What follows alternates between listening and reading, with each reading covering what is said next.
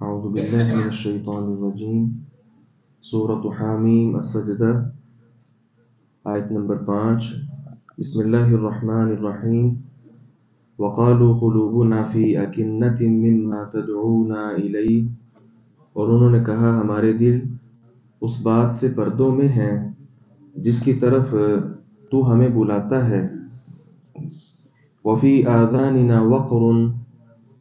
اور ہمارے کانوں میں ایک بوجھ ہے، وَمِن بَيْنِنَا وَبَيْنِكَ حجاب، اور ہمارے درمیان اور تمہارے درمیان ایک حجاب ہے، فَعْمَلْ، پس تو عمل کر، اِنَّنَا عَامِلُونَ، بلا شبہ ہم بھی عمل کرنے والے ہیں، قُلْ إِنَّمَا أَنَا بَشَرٌ مِثْلُكُمْ، کہہ دیجئے میں تو تمہارے جیسا ہی ایک بشر ہوں، یوحیٰ الیہ، میری طرف وحی کی جاتی ہے، انما الہکم الہ واحد، کہ تمہارا معبود صرف ایک ہی معبود ہے، فاستقیموا الیہ واستغفروہ، سو اس کی طرف سیدھے ہو جاؤ اور اس سے بخشش مانگو، وویل للمشرکین، اور مشرکوں کے لیے بڑی ہلاکت ہے، الذین لا یؤتون الزکاۃ، وہ جو زکوٰۃ نہیں دیتے، وہم بالآخرۃ ہم کافرون، اور آخرت کا انکار کرنے والے بھی وہی ہیں، ان الذین آمنوا وعملوا الصالحات، بلا شبہ وہ لوگ جو ایمان لائے اور انہوں نے نیک اعمال کیے، لہم اجر غیر ممنون، ان کے لیے ختم نہ کیے جانے والا اجر ہے۔ نبی مکرم صلی اللہ علیہ وسلم کی بات کو، آپ کی لائی ہوئی شریعت کو نہ ماننے والے کافر اس قدر تکبر اور گھمنڈ میں تھے، خود اس بات کا فخریہ طور پر اظہار کیا کرتے تھے کہ تمہاری جو آیات ہیں، تمہاری جو دعوت ہے وہ ہم تک نہیں پہنچتی ہے۔ پہلی وجہ یہ ہے کہ تم ہمیں جس بات کی طرف دعوت دیتے ہو ہمارے دل اس سے بھاری پردوں میں محفوظ ہیں، اور دوسری وجہ یہ ہے کہ ہمارے کانوں میں بھاری بوجھ ہے، تمہاری بات سننے سے شدید ہمارے کان بہرے ہیں، اور تیسری بات یہ کہ ہمارے اور تمہارے درمیان بھاری پردہ ہے۔ وہ ہر اعتبار سے ان کی بات کا مفہوم کیا ہے کہ ہماری آنکھیں، کان ہو یا دل ہو، تمہاری کوئی بات سننے کے لیے تیار نہیں ہے۔ تو اللہ رب العزت نے فرمایا کہ ذرا ان سے کہو میں کیا کوئی جن ہوں، کوئی فرشتہ ہوں کہ میری بات تم سمجھ نہیں سکتے ہو؟ تمہارے جیسا ہی ایک انسان ہوں، تمہارے ساتھ پلا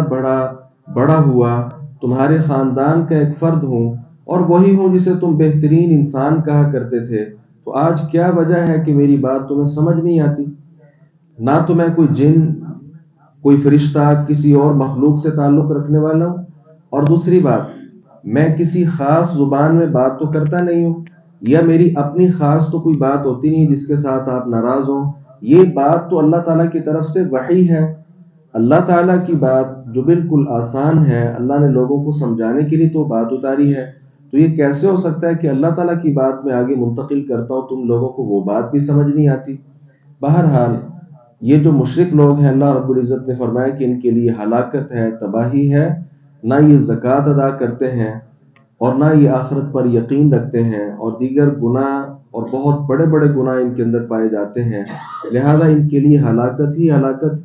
اور دوسری طرف اہل ایمان کا اللہ تعالیٰ نے تذکرہ کیا کہ جو لوگ بات سنتے ہیں اور فوری طور پر ایمان لے آتے ہیں، ایسے لوگوں کے لیے اللہ رب العزت نے فرمایا اتنا اجر ہے، اتنا اجر ہے